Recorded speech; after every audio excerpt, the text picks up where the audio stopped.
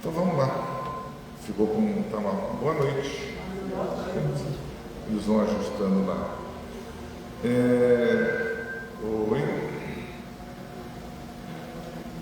Nós vamos. Hoje eu trouxe o médico. Lembra do médico Jesus? Eu fazia tempo que a gente não pegava para dar uma estudada nele, né? Eu acho esse livro tão bom, ele nunca cai de moda. E eu vou começar do começo. A gente vai fazendo lição por lição, né? Então, só para recordar quem é o autor aqui, é o José Carlos de Luca, médico Jesus, e ele fala através de Bezerra de Menezes, se não me engano. Acho que é o Bezerra de Menezes. Deve ser. Mas enfim, mudança de rumo. Se eu tenho que ir para o sul e vou para o norte, não dá, né? Se eu tenho que ir para algum lugar, eu tenho que ir um destino e vou sentido contrário, eu tenho que fazer o retorno, não tem, senão eu não vou chegar nunca no meu destino. E esse livro, ele pega exatamente esses detalhes, né, as questões das doenças. Quando a gente está ali, né, de uma certa forma, sendo indicado por uma doença, está ali já mostrando, a gente tem que parar para ver o que está acontecendo e se auto-arrumar, né? É o que o livro vai, essa lição vai nos trazer aqui. Então ele começa assim, ó. Se estás doente, meu amigo, acima de qualquer medicação, aprende a orar e a atender, a auxiliar e a preparar o coração para a grande mudança. Emmanuel. Quando estamos em um lugar que nos desagrada e nos provoca algum sofrimento, a solução mais lógica é deixarmos esse local. Quando pretendemos chegar a uma cidade ao norte e pegamos uma estrada ao sul, precisamos fazer uma conversão para alcançar a rodovia correta. Então, se a gente está num lugar, né, a energia, o lugar, as condições, o ambiente não está legal. Né? Então a gente sai, não vai ficar ali, né? Não está legal, então mudamos o nosso rumo. Então, na enfermidade ocorre a mesma coisa. A doença é um aviso que estamos dirigindo o carro da nossa vida pela estrada errada. E geralmente essa estrada se chama desequilíbrio. Por isso, não há cura verdadeira sem mudança de estrada, sem uma conversão de nossa parte. Desacelere o carro da sua vida. Faça uma parada. Se você continuar correndo desse jeito, vai se arrebentar na primeira curva das dificuldades. Então, se nós estamos fazendo uma caminhada, se nessa caminhada a gente percebe que não é aquele o caminho que a gente deve realmente seguir, né? Quando a gente está num desequilíbrio, então a gente realmente precisa, né? Por isso que a gente precisa mudar, né? Mudar a estrada, mudar o caminho, para a gente manter ali o nosso equilíbrio. Ele está falando tudo isso com relação a nossas doenças, né? Então, reflita sobre os seus atos e caminhos, sem nenhum propósito de se culpar pelo que tem feito. O objetivo é torná-lo consciente das escolhas que tem feito, estimulando-o a tomar uma nova estrada que o levará ao destino da saúde e da felicidade. Então, reflitamos. Tem alguma coisa que não está me fazendo bem. Por que será? Precisamos descobrir qual é o motivo dessa condição. Então o nosso corpo, ele é maravilhoso, né? Quando a gente tem alguma coisa que não está legal, o que ele faz? Ele dói, não dói? Quando a gente está com uma infecção, o que acontece? Surge a febre. Em todos os sentidos a gente tem sinais, né? Estou aqui com uma alergia, né? Qual que é o porquê que eu estou tendo aquela alergia? Então eu vou pesquisar. É algo que eu estou comendo? É algo que eu estou né, uma roupa, um detergente, um sabão. Tem que ter ali alguma coisa que esteja ali provocando essa alergia. E muitas vezes pode ser até uma questão psicológica, viu? Eu passei por isso. E olha, não foi fácil Então a gente faz, né? Quando você vai com uma alergia, você começa a fazer aqueles exames, né? E não descobria nada. Falei, poxa vida. Deixava até comida, né? Pô, será que é isso, será que é aquilo? Então você começa a fazer um monte de. Por quê? Está dando lá, está reagindo. Então tem ali algum processo. Tomando remédio e não curava. Então o médico alergista falou, olha, não tem mais o que fazer, o problema seu é psicológico, alguma coisa que você está passando aí. Aí você começa a refletir, olhar, ver assim, onde é que eu estou errando? Aonde que eu estou me apegando? O que está me incomodando? Então praticamente eu estava no caminho errado, né? Eu estava ali. E, né, então teve ali a parte científica da medicação, que é importante, e eu contribuí tentando amenizar um pouquinho as questões que envolvem a gente, né, no nosso dia a dia. E aos poucos, finalmente estou começando a melhorar, e é o que a gente precisa, né? Então isso está assim, ó, a idade, isso é para você hoje. Não tem jeito, é para mim isso aqui. Em todas as curas que realizava Jesus, sempre apresentava aos enfermos a proposta do não pequeis mais. Isto é, do não voltes a errar. O que para nós significa a necessidade de mudança de rumo que qualquer processo sincero de cura nos solicita. Muitos a quem Jesus curou voltaram a adoecer. Por quê? Não mudaram de vida, persistindo em seus velhos hábitos doentios. Tenhamos consciência de que custará muito menos mudar do que experimentar o sofrimento do comodismo. Nenhum processo de cura se estabelece sem duas condições indispensáveis: consciência e mudança. Nós muitas vezes alcançamos, né, às vezes alguma cura, aqui mesmo, quando a gente tem um tratamento, a gente, né, vem ali e passa por uma cura, mas se eu não tomar os devidos cuidados, não seguir a risca, não cuidar de mim, dos meus pensamentos, das minhas, né, o que acontece? Eu estou correndo um sério risco de voltar a ter aquele problema. E mesmo Jesus, quando fazia as curas, se aquele que ele curou, se não tomasse os devidos cuidados, a doença voltaria. Então ele falava, vá e não peques mais, né? Como que ele coloca aqui, né? Ele colocou para nós aqui, não voltes a errar, porque se você voltar e cometer os mesmos erros, a alergia vai voltar, não é? Nunca é tarde para mudar de caminho, por piores que tenham sido as estradas do erro percorridas, né? Nunca é tarde, não importa onde nós estejamos. Ah, mas eu já estou lá com 100 anos. Não quer dizer nada. Se eu, ainda com 100 anos, eu tentar me autocorrigir, melhorar, eu vou preparar o que lá no meu desencarne eu vou lá para o mundo espiritual já um pouquinho melhor. Vou dar menos trabalho para os nossos irmãos lá do mundo espiritual, não é verdade? Não é isso que a gente aprende? Se eu saio doente daqui, eu vou chegar doente lá. Não tem jeito. Então, se eu melhorar aqui, eu já vou, meu caminho andado para lá. Então, vamos ajudar, né, nosso espírito. Então, nunca é tarde para mudar de caminhos, por piores que tenham sido as estradas e dos erros que a gente percorreu. Jesus não desistiu de você. A doença é um chamado para voltarmos ao caminho do bem. Como há 2000 anos atrás, o médico Jesus está pronto para lhe curar. E você, está pronto para fazer a sua mudança?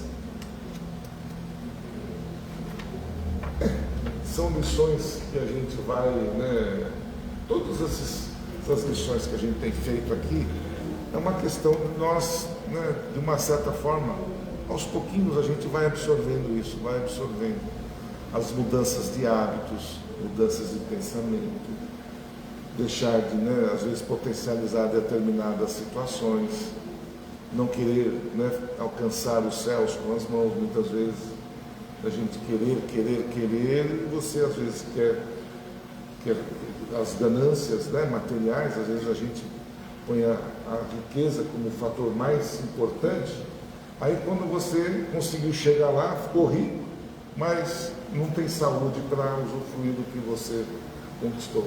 Então tudo tem que ter o quê? Uma parcimônia, tem que ter ali um equilíbrio, para a gente não chegar no destino da gente acabado. E a doença, quando nós somos acometidos, é porque algo não está certo. Alguma coisa de errado tem conosco.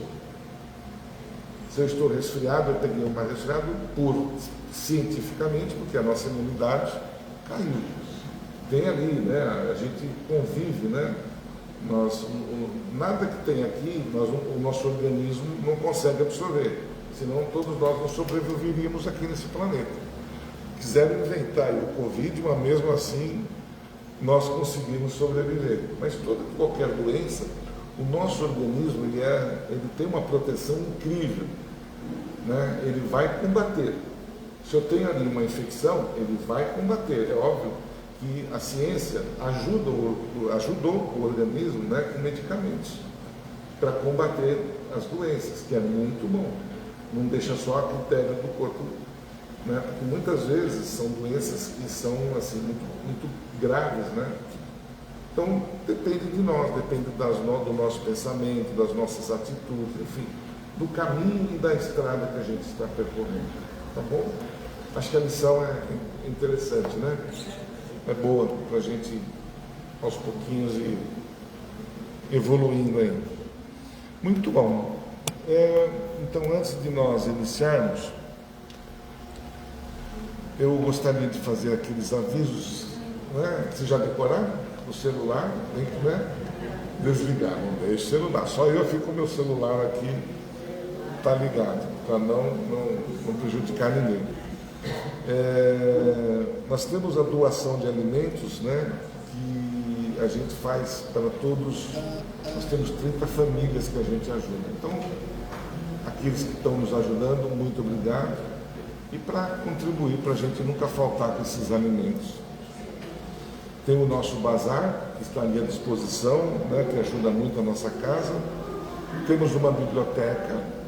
A biblioteca é um lugar lá super gostoso, com vários livros, com vários temas, que se alguém quiser, é só pedir, chega lá, olha o tema, pode pedir emprestado, levar para casa. Tem aquelas doações de lãs, que a gente sempre pede ajuda, porque tem as tarefeiras da casa que fazem os quadradinhos do amor, e a gente vai montando esses quadradinhos para fazer um manta, um cobertor, para aquelas crianças, que às vezes vão para os hospitais e não tem ali até o cobertorzinho para se cobrir quando sai, Tem a questão do Evangelho no Lar, para nós não esquecermos do Evangelho no Lar. E, por último, o nosso bingo. Dia 4 de outubro, nós vamos realizar o Chabingo, que é um evento que a gente promove aqui na casa, importante. E além de ser um dia especial, no sábado, que vai ser das 14 até as 18, é uma tarde maravilhosa, a gente brinca, se diverte, come, bebe e gasta também, mas é por um bom motivo. A gente já colocou à venda, as cartelinhas, então 10 cartelinhas saem por R$35, ou seja, R$13,50 por cartela. Se você for vir aqui comprar avulsa, vai ser um preço um pouquinho, não é para justificar, será R$4, para justificar, Então, quem puder, já está convidado para esse bingo, tá bom? Obrigado pela atenção e vamos nós. Estamos um pouquinho adiantados, mas alguém tem alguma dúvida que gostaria de esclarecer sobre as tarefas, sobre o trabalho, como funciona, se tem alguma dúvida, a gente pode esclarecer. Eu não tenho muitas dúvidas, mas se eu souber esclarecer, a gente esclarece. Então tá, então vamos lá. Então, vamos fechar os nossos olhos, elevando o nosso pensamento a Jesus em agradecimento por mais esta oportunidade bendita de aqui estarmos nesta casa de oração, recomeço, que cada um de nós possa estar nesse instante recebendo da espiritualidade maior os benfeitores, os mentores, que com muito carinho se aproximam de nós, para que nós possamos, através dos nossos pensamentos, pedir a eles as nossas necessidades, por saúde, por paz, por um bom emprego, enfim, por algo que realmente seja importante e que seja realmente válido para ser levado até o nosso Pai maior. E nesta corrente que aqui fazemos, ela também pode ser expandida para aqueles que não estão presentes, os nossos familiares, aqueles que estão talvez lá no nosso local de trabalho, por aqueles que se encontram nos hospitais, nas creches, nos asilos, que os nossos pensamentos possam acalentar todos esses que nós colocamos em nossos pensamentos. E mais importante, vivemos um momento um pouco conturbado no nosso planeta e pedir que os dirigentes, os dirigentes de cada país possam receber, possam ser iluminados para que haja paz, haja um entendimento, haja compreensão entre eles, né? E que possamos viver em paz neste lindo planeta que aqui nos deu as oportunidades do crescimento. E assim, nos ajoelhamos em espírito perante a Ti, Jesus, para dizermos: Pai nosso que estás nos céus, santificado seja o Seu nome. Venha a nós vosso reino. Seja feita a vossa vontade, aqui na terra como nos céus. O pão nosso de cada dia nos dai hoje. Perdoa, Senhor, as nossas ofensas, assim como perdoamos aqueles a quem nos têm ofendido.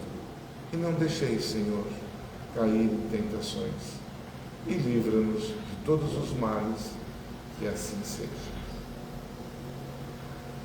Com muito carinho, vamos chamar o nosso palestrante da noite, o Wagner, que está aqui já ansioso para pegar o seu posto, né? E que a palestra dele seja importante para cada um de nós, tá certo? Uma boa noite para vocês. Eu vou te emprestar esse microfone, você não leva embora, tá? Pode ser, como é que você quer? Também faço. Você que sabe.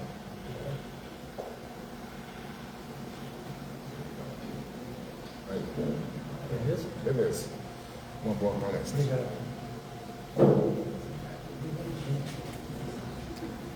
Minhas irmãs, meus irmãos, em Jesus Cristo,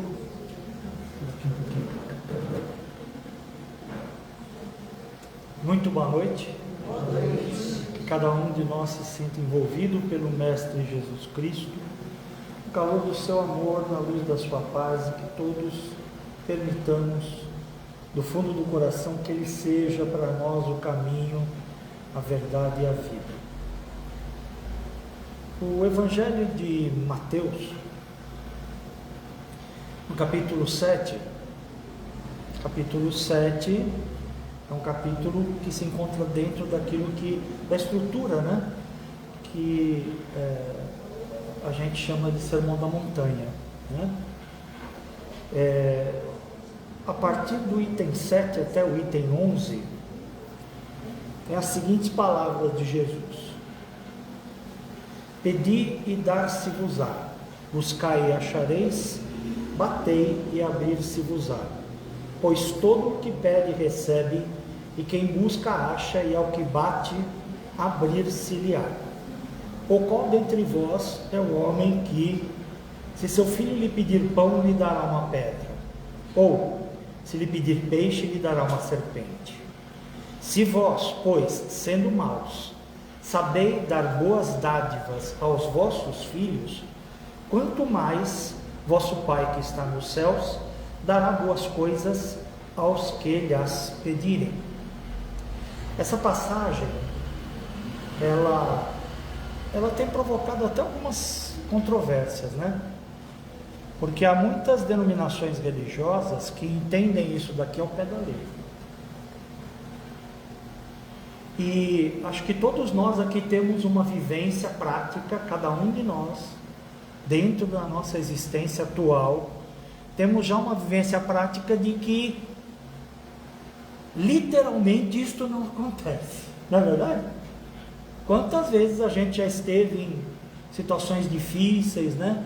E a gente pediu e não aconteceu, né? A gente buscava oportunidades, meios de achar soluções para os nossos problemas, batemos eventualmente numa casa como essa, ou numa igreja, em qualquer denominação religiosa, e não se abriram as oportunidades que a gente esperava. A questão é a seguinte: é motivo de sofrimento toda vez que a gente pega as palavras da Bíblia e tenta interpretar ao pé da letra. Normalmente, os significados daquilo que é expresso na Bíblia, eles são símbolos, né? E Jesus era mestre absoluto nisso. Quando ele falava, ele usava símbolos materiais, de coisas do dia a dia das pessoas daquela época, né? Hoje em dia nem tudo é tão direto assim de entender, mas para as pessoas daquela época, ele usava símbolos que falavam da realidade do dia a dia delas. Só que aquilo era um símbolo, era algo que deveria fazer com que as pessoas, ao entenderem a mensagem, conseguissem identificar nesses símbolos um simbolizado. Então Jesus falava a respeito de símbolos para que as pessoas identificassem as coisas com o seu dia a dia, mas esperava que as pessoas entendessem o que ele estava dizendo com o simbolizado espiritual. É fácil da gente identificar isso nas parábolas dele, né? A parábola da semeadura, por exemplo, a parábola da semente. A semente é um símbolo, e é um símbolo conhecido das pessoas da época, lógico. Muita gente plantava, né? Ou se não plantava, sabia que outras pessoas plantavam, é natural isso. Mas a semente, que é o símbolo, ela está ligada a um simbolizado, que é a palavra de Deus. Era isso que precisava ser entendido. Olha, o semeador que sai semeando a palavra de Deus, né? Essa palavra cai em vários terrenos diferentes. Terreno é a alma humana. Cada uma das pessoas num certo nível de capacidade de aproveitar aquela palavra. Então, como tudo é simbólico, ou quase tudo, né, quando se envolve Jesus é simbólico, não se pode acreditar que basta que a gente, por exemplo, tenha fé, e muitas pessoas entendem por fé a crença em Deus, né? Que a gente está credenciado para receber de Deus uma recompensa. E isso não é real, né? Quer dizer que basta pedir para obter? Por acaso Deus, ao receber o nosso pedido, tem obrigação de atender porque a gente pediu? Não tem sentido, e não é isso que Jesus quis dizer, né? A gente vai aprofundar um pouco aqui para a gente poder chegar a um entendimento mais, vamos dizer assim, refinado das palavras que Jesus disse, tá? Interpretação literal, como a gente falou, faz mal. Interpretação das palavras por elas mesmas é algo que não nos leva a crescer. Pior ainda, a época em que a gente vive, tem pessoas que acreditam nisso piamente, tá? Que entendem que não basta pedir sem exigir, né? Vocês já viram isso? Tem gente que diz que não basta só pedir, tem que exigir. Por quê? Você é filho de Deus, né? E Deus é o rei de todas as coisas, é o dono de todas as coisas. As riquezas da terra são suas também. Então não basta você só pedir para Deus, exige dele os teus direitos. Você, como filho de Deus, não é assim, né? Óbvio que não é assim. Tem gente que vai mais longe. Não tem nem que pedir. Você tem que virar para Deus e desafiar Ele. Já viram? Já viram, sim. É? Tipo assim, eu vou fazer essa doação aqui agora para a igreja, certo? Ou para o centro, etc e tal. Mas eu quero que esse valor volte para mim multiplicado por 10 em 3 meses. Estou te desafiando.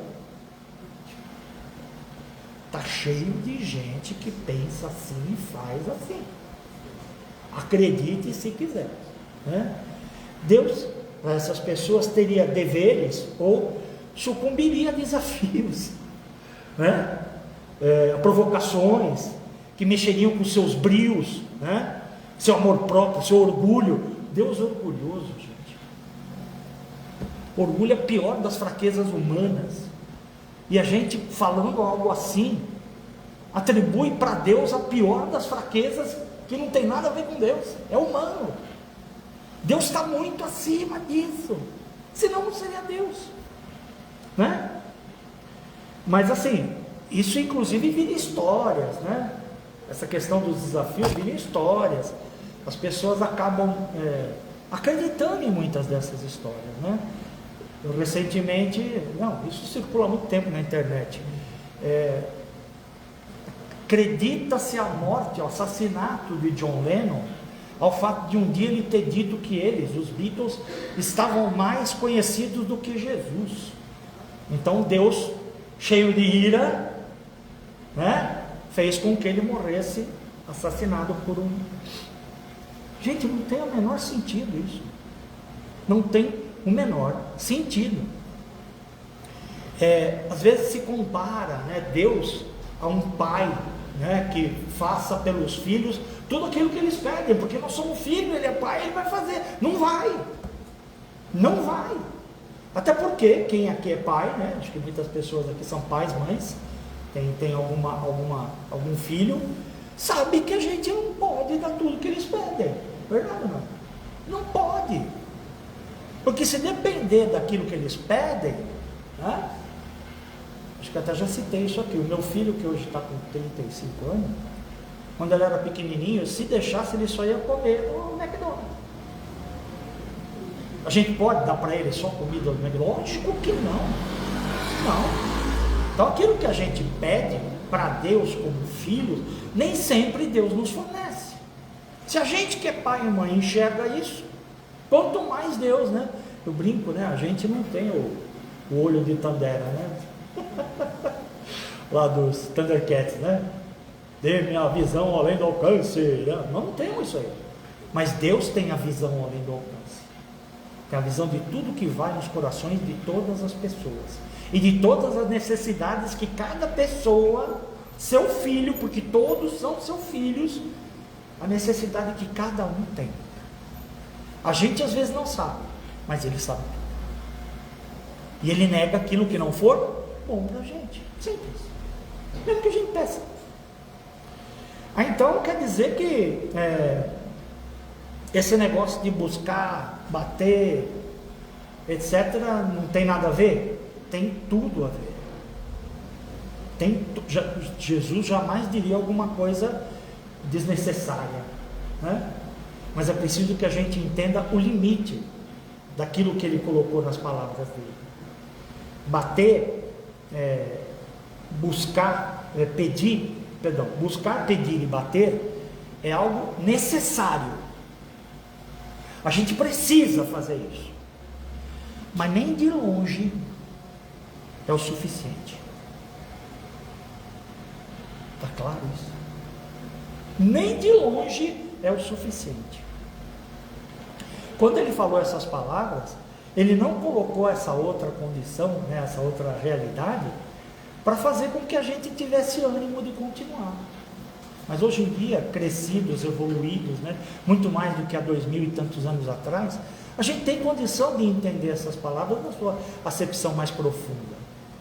É necessário, mas não é suficiente, especialmente em questões que envolvem o espírito. Especialmente. Não há nenhum tipo de pedir, buscar, bater, que possa produzir de si próprio, no próprio ato, por causa do próprio ato, um resultado que venha de Deus. Deus não tem obrigações.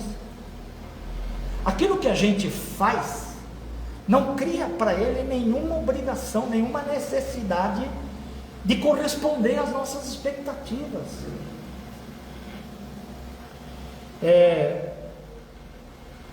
Procurar, bater, pedir, são condições necessárias para que a gente, nós que estamos na situação de necessidade, possamos aproveitar aquilo que Deus nos oferece em tempo integral. Em tempo integral. Por quê? Porque Ele é Pai.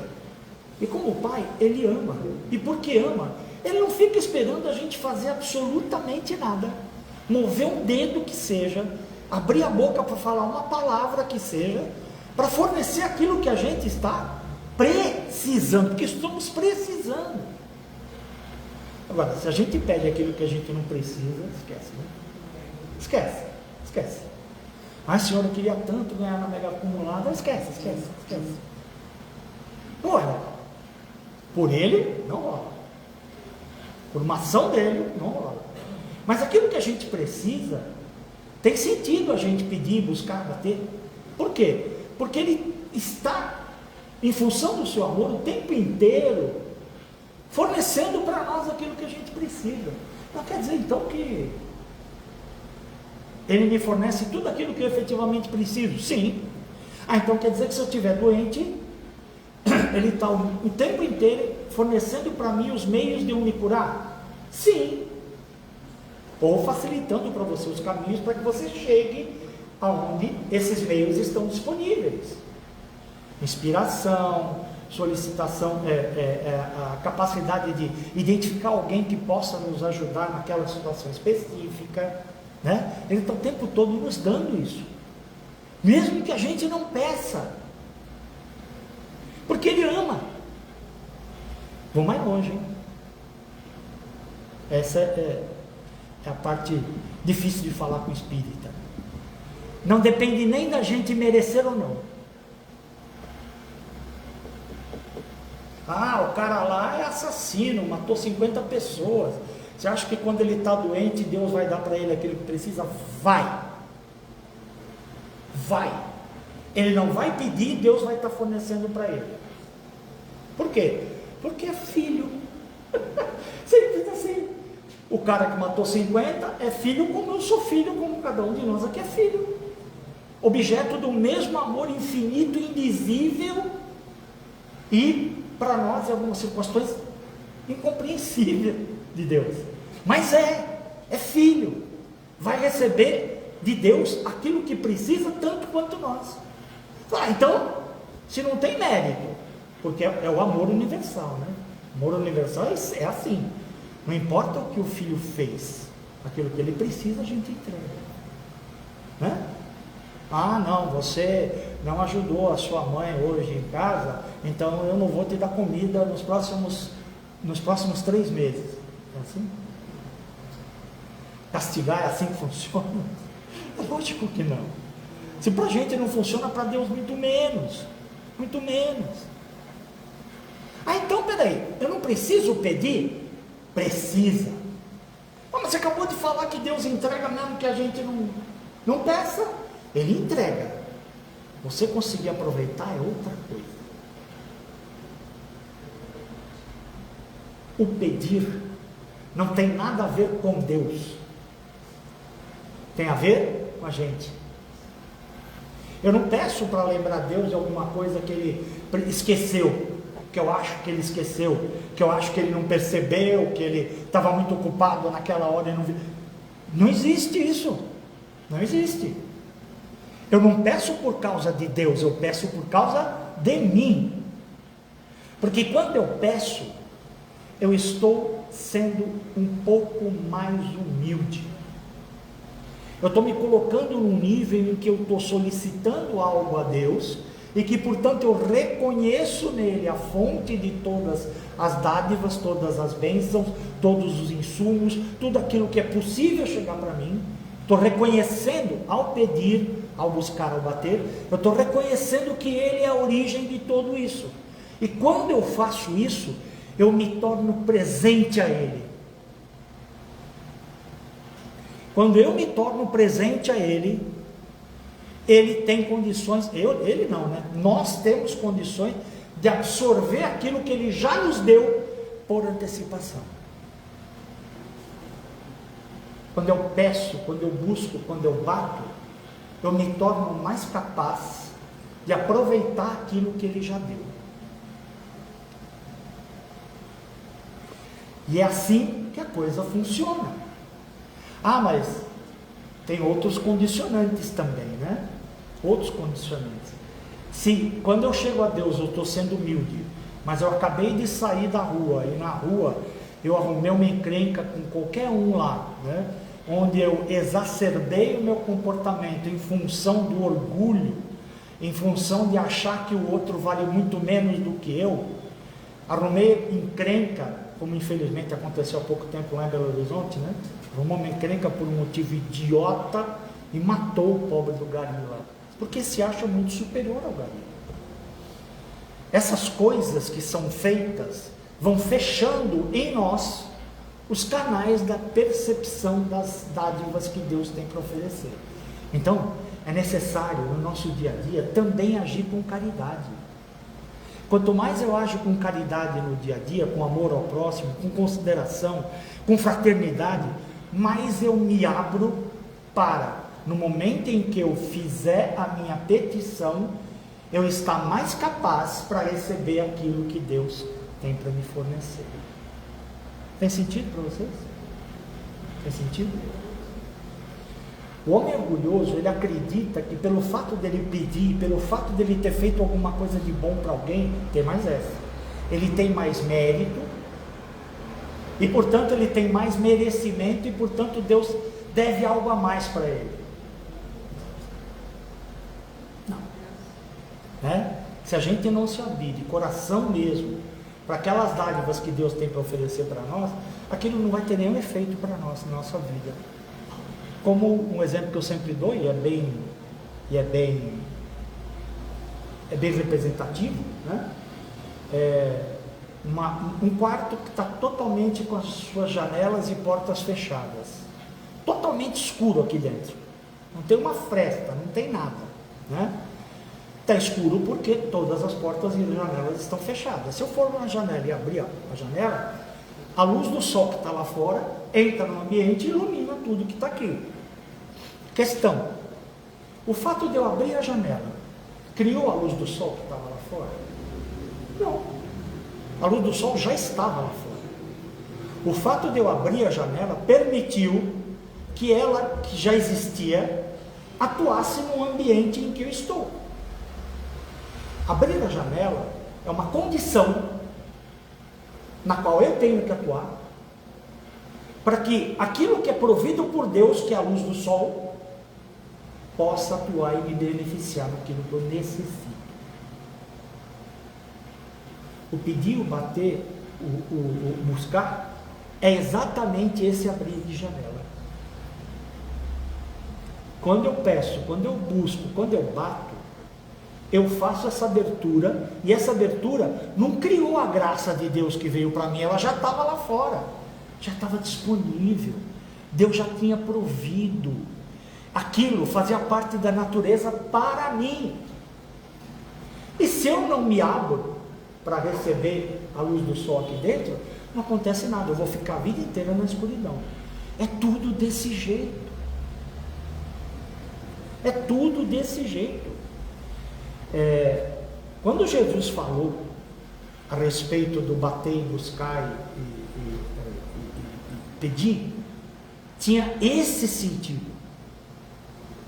Existe algo que nós precisamos atuar na condição específica, que é buscar, bater, pedir, e que é isso que vai nos ajudar a ter acesso àquilo que Deus nos provê. E se a gente estiver preparado, aquilo que a gente promoveu em termos de pedir, buscar, bater, vai ter resultado para a gente imediatamente. Por isso não é mentira aquilo que ele falou. Não é mentira. É necessário que a gente não se esqueça de que nós não somos os donos da vontade de Deus. Eu já ouvi um cara falando uma vez, numa pregação, que Deus tinha dado para ele o poder de mover a mão do próprio Deus. Deus me deu o poder de mover a sua mão, então chegue para mim e eu vou te curar, eu vou isso, eu vou... Mínima condição. Os caminhos, os meios através dos quais essa pessoa pode ter acesso às dádivas, aos dons de Deus, está fechado. O orgulho é a primeira coisa que aparece. O orgulho é uma, sabe aquelas cortinas, eu não sei como é que chama aquelas cortinas, que barram a luz e não deixam entrar mesmo com a janela aberta? Sabe? Oi? Blackout. Isso, blackout, exatamente. Obrigado. Blackout. É que nem uma cortina blackout.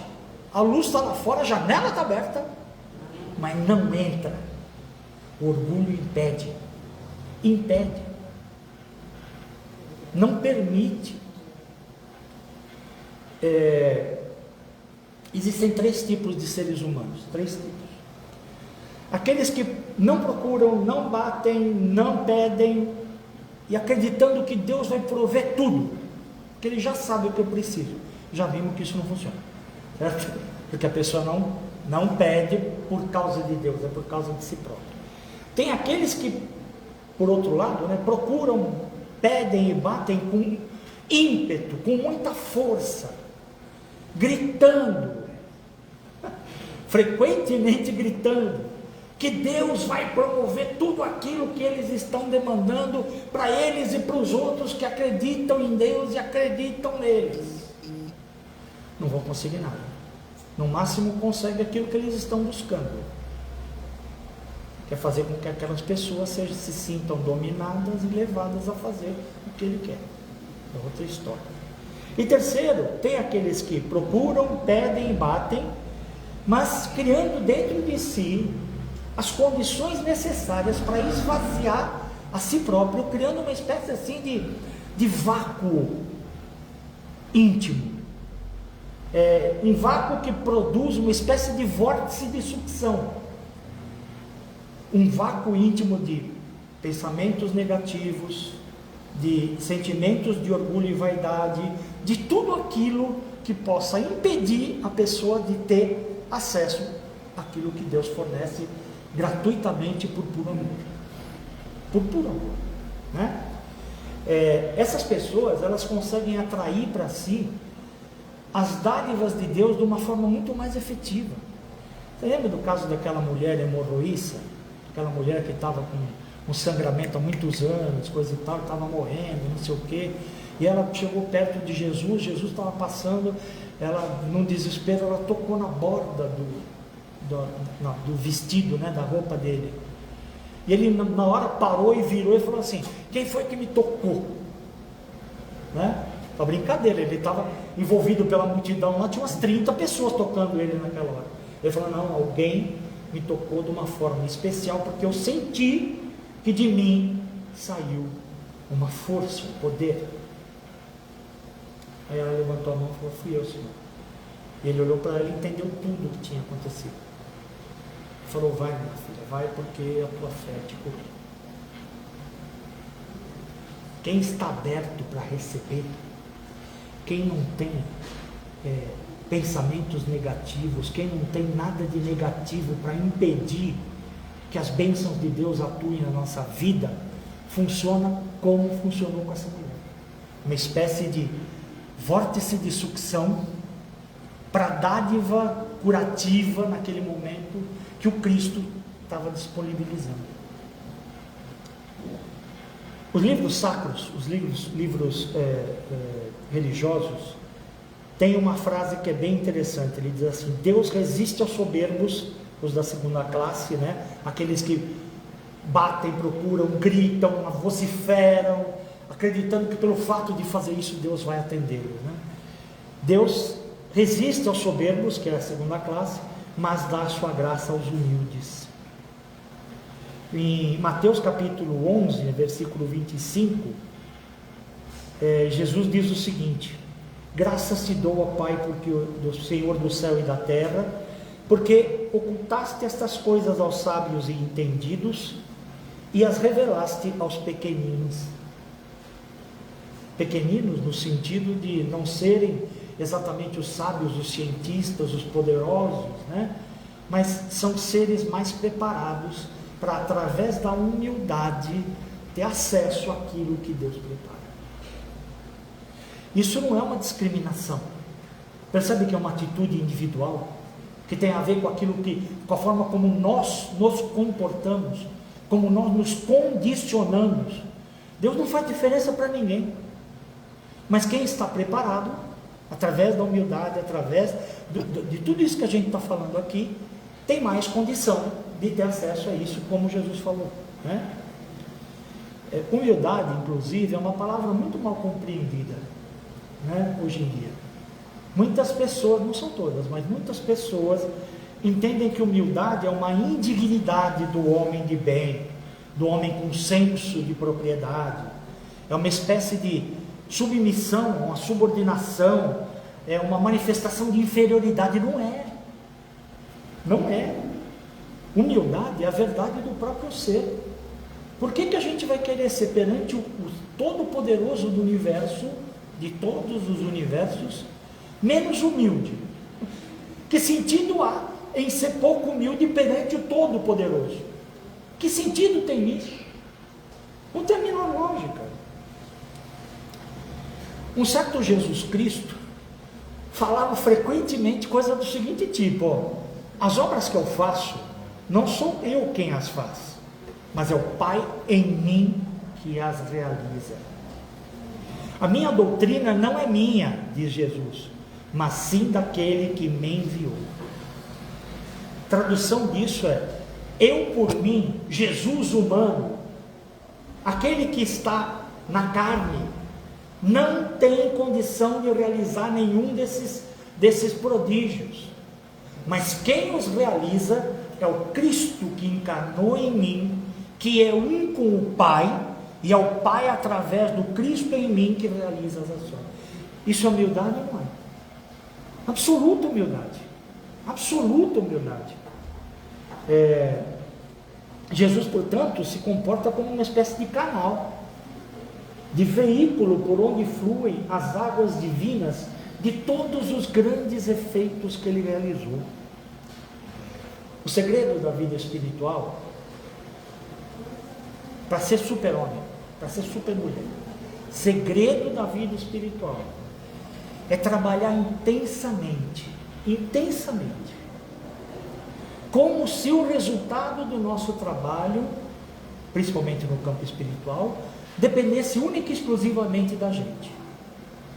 E ao mesmo tempo em que trabalha como se o resultado dependesse só de nós, ter certeza absoluta no nosso coração que o nosso trabalho é absolutamente insuficiente para produzir os resultados que são esperados, porque é a vontade de Deus atuando, é o amor de Deus em movimento que vai produzir esses resultados.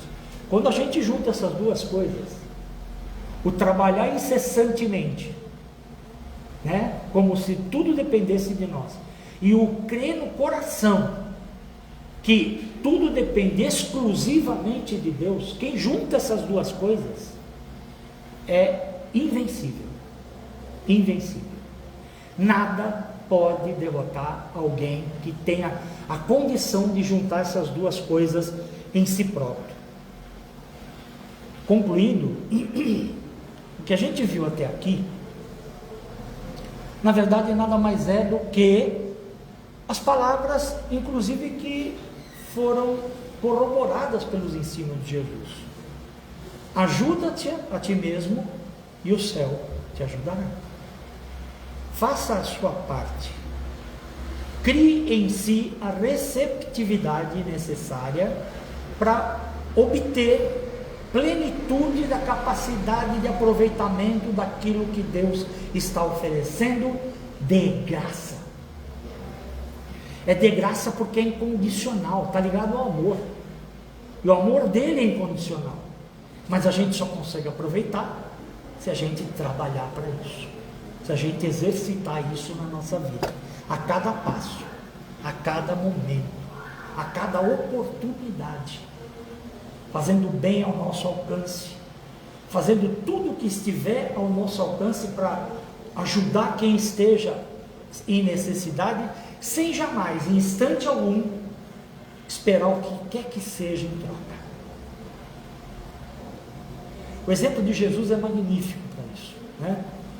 Uma ocasião eles estavam andando lá, ele com os discípulos falaram, nossa, faz tempo que o mestre não come nada, né? Aí pararam e falaram, mestre, você precisa se alimentar, você vai acabar ficando doente e tal. Você precisa comer. E Jesus respondeu assim, o meu manjar é uma palavra que designa comida muito boa, né?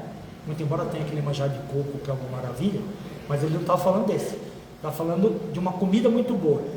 A minha comida, o meu alimento é fazer a vontade daquele que me enviou. O meu alimento com o qual eu me regozijo, eu tenho prazer maior, é fazer a vontade daquele que me enviou. Não precisa mais nada para ele. Para ele não precisa mais nada. Fazer a vontade daquele que o enviou é o que dá prazer, é o que dá alegria, é o que dá motivação. Não precisa nem ter resultado. Dá para entender isso? A parábola do semeador é exatamente isso, não é? Ele é o semeador da parábola, as sementes são a palavra de Deus, e os vários terrenos são as várias almas humanas, cada uma num nível de capacidade de aproveitamento da palavra de Deus, distribuída por ele, através do seu evangelho, né? Por que o melhor, essa ideia é sempre muito interessante. Por que o melhor, o mais perfeito de todos os semeadores que já passaram pelo planeta, com a semente mais pura, mais absoluta, mais perfeita, por que ele distribui as sementes em terreno ao lado da estrada, ou pedregoso, ou no meio de espinhos?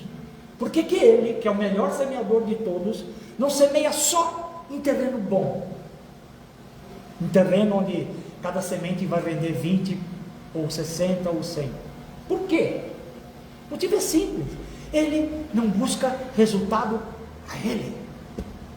Ele não está aqui para fazer contabilidade. Ele está aqui para dar oportunidade.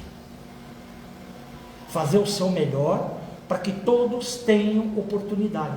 Se ele consegue, e é o que ele faz, dar oportunidade para todos, semeando em todos os 3, 4 tipos diferentes de caminho, de terreno, perdão, ele está fazendo a vontade do Pai, que não quer que ninguém seja excluído, quer que a sua palavra chegue para todos, e ele faz isso de coração absolutamente aberto, não importa quanto tempo demore para um terreno de beira de estrada se transformar num terreno fértil. Ele sabe que isso vai acontecer, ele tem certeza, ele conhece a alma humana, mas se isso acontece agora, se isso vai acontecer depois, não tem problema. O importante é que ele faça a vontade do Pai e tenha com isso sabor, alegria, felicidade de estar fazendo o seu melhor. É isso, fazer o nosso melhor sem esperar nada em troca, nem resultado. É isso que faz a gente potente. É isso que faz a gente invencível. Como Ele é. Absolutamente invencível. Bom? Quer pensar? Por favor. Vamos fechar então nossos olhos? Consegui. Derrubei a sala. Deixa. Vamos fechar os nossos olhos? E mais uma vez agradecer ao nosso Mestre Jesus Cristo pela oportunidade bendita de estarmos aqui, falando da Sua palavra, buscando um conhecimento mais profundo, mais elaborado, mais sensível, para tudo aquilo que Ele nos trouxe com tanto carinho, com tanto amor. Desejamos de coração que neste momento tenhamos cada vez mais oportunidade de aproveitar as dádivas de Deus e das palavras do Mestre Jesus, dos seus exemplos, colocados no nosso caminho, através dos nossos relacionamentos no dia a dia e através de todas as oportunidades de aplicação do seu Evangelho na nossa vida. Que nos tornemos a cada passo, a cada momento, mais capazes de nos aproveitar devidamente de tudo aquilo que nos é oferecido pela bondade do Pai e pelo amor do Cristo. Estejamos sempre unidos nessa intenção maior de nos tornarmos hoje melhores do que ontem e amanhã melhores do que hoje. Que assim seja, graças a Deus.